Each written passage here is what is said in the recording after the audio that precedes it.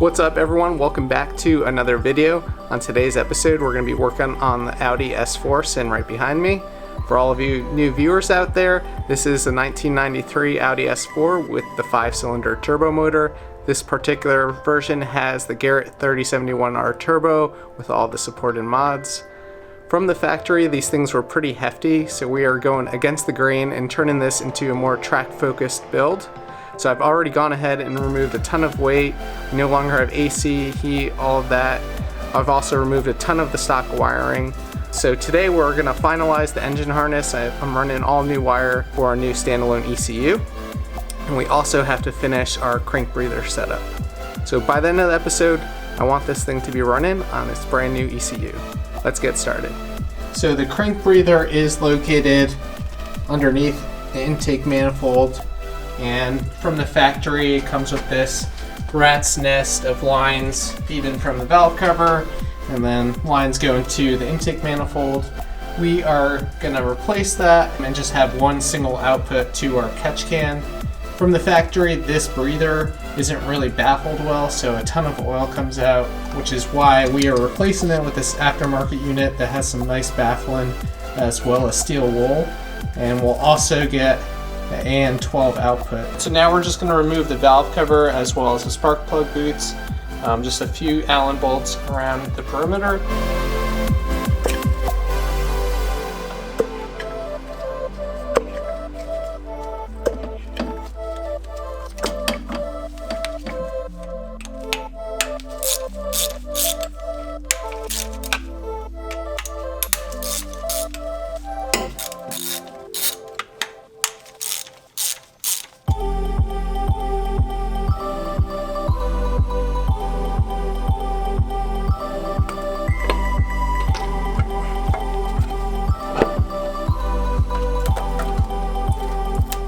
And this is the underside of our valve cover.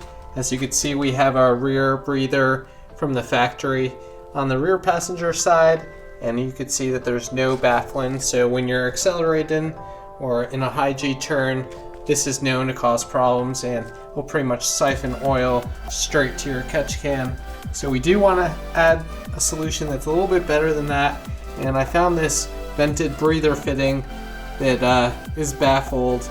And it should be pretty simple to install. You just need to drill a 1-inch hole and then pass this through the bottom, and then on the top there's a nut with a set screw to hold it securely in place. As you can see, this is a new one right here. This is the 3B valve cover, and it does not have the provisions for the stock PCV system, which is nice. I wanted to clean it up as well as try something new. So I'm gonna finish drilling this out and mounting our fitting, and then we're gonna wash this really nice, clean it up, and then paint it gloss black. The next thing that we're gonna do is make a simple little mount for our ECU.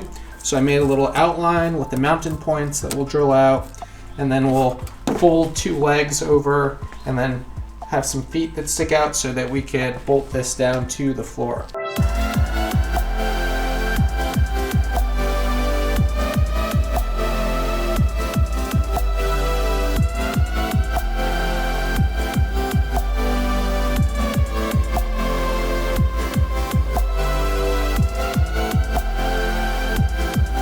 Before we go mount this in the car, I do want to put a layer of paint on it and make it look nice. Alright, well I think our bracket came out pretty nice. So now all that's left to do is mount our ECU to our bracket.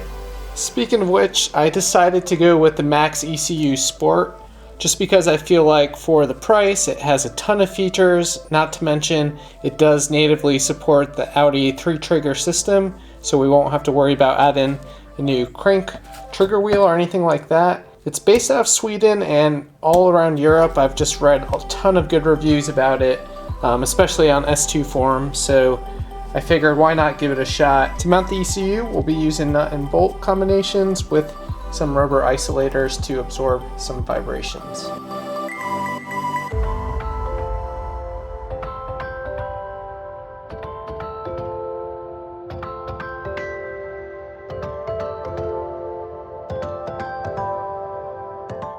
And I also just finished painting and installing our breather adapter on the valve cover. I am not the world's greatest painter, so I'm really happy with how this came out.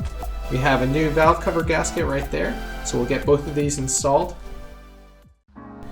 Alright, I ended up removing the intake manifold just so I could have better access. I'm going to try to get a flathead or some sort of chisel and pry off that breather, so we'll see how that works out. And here we have the breather outlet right here. As you can see, there is some baffling, and it was pressed in, so you just have to pretty much pry this out. And now we'll just clean up the area and install our new one. Now we'll put our steel wool inside of our top piece and then line it up and install it with our Allen bolts.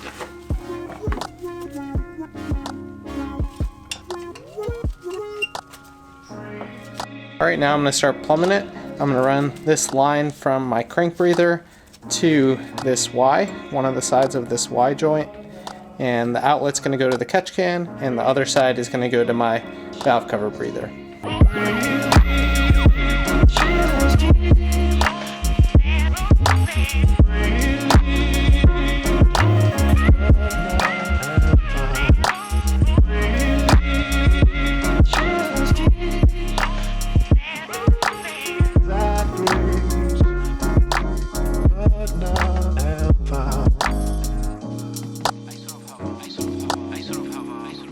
And here we have our completed valve cover breather setup.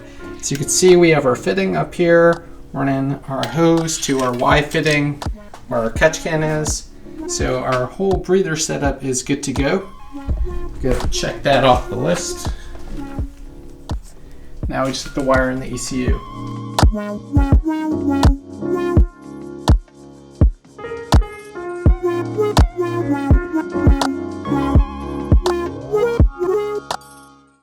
Now we're going to finish up the wiring for our new ECU. I know this looks a little bit confusing, but it's actually pretty straightforward. We just have a few sensors to wiring. We're not going to make it completely clean and good looking just yet. I want to make sure everything works first, and then we'll go back and clean things up.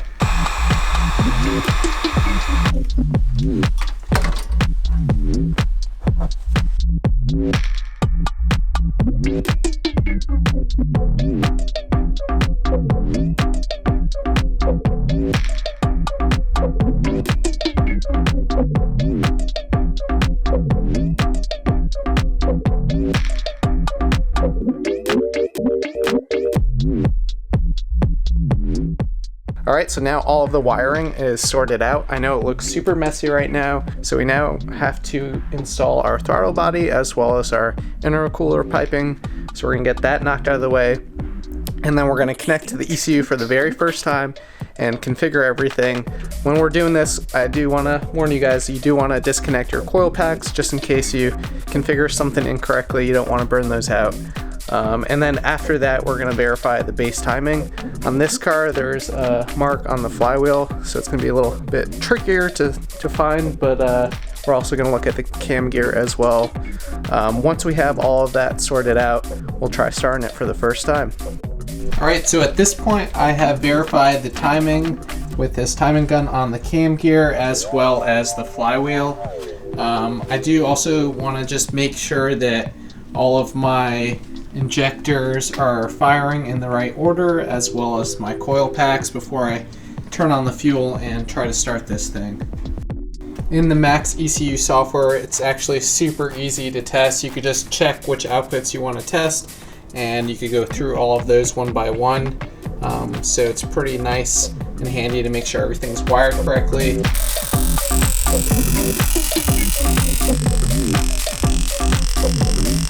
With all of our testing out of the way, I think we're safe to try to give this thing a start. Now, when I do a first start with a pretty generic tune, I'll set the idle region just to about 50 to 60 VE, and it's likely we'll have to use the throttle to keep it going, but let's try it out.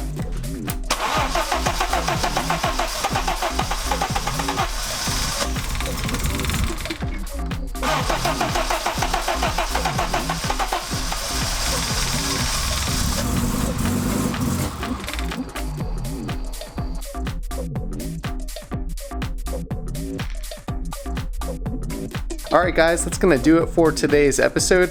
Super excited that we got the car running. Looks like we did a pretty good job wiring after all. I was a little bit nervous there. Now we're entering my favorite phase of these projects, which is basically to go back in there, clean everything up, make it as tidy as possible, and then refactor the tuning. Stay tuned for upcoming episodes. Let me know how I'm doing so far. I'll catch you guys in the next one. Peace out.